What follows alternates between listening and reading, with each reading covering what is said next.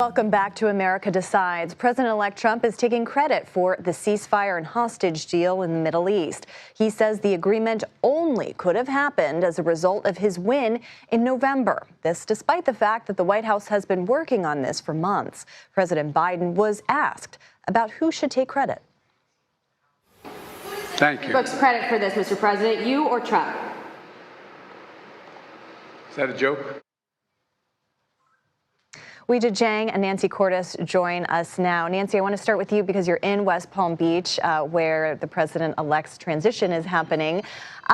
We heard just a week ago Trump say at Mar-a-Lago that there would be hell to pay if a deal was not reached before he took office on January 20th.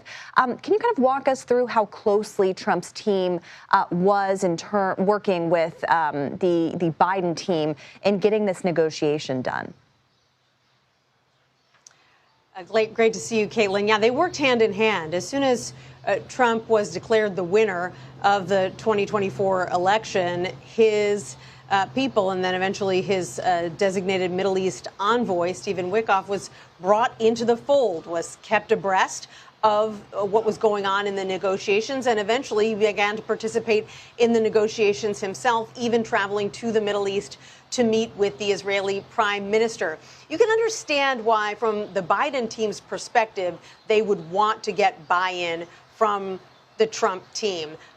There are so many examples throughout history of diplomatic negotiations falling apart because one side of the deal said, you know, if we just wait you out, maybe the next administration will have a deal that's more favorable for us. And that's something that the Biden team knew was quite possible once Joe Biden was a lame duck, and knowing that Donald Trump, who has a closer relationship in many ways with Netanyahu than he does, was set to take office in January. So they decided to handle this as a unit.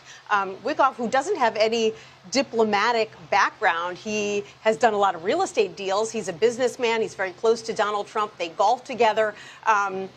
Sort of a hard-nosed negotiator, got involved. And so I do think that when you look at the situation and the fact that this is a deal that was more or less out there on the table, right for the picking for the better part of a year, the fact that it is getting done now is a sign that at the very least the leaders of both Israel and Hamas were aware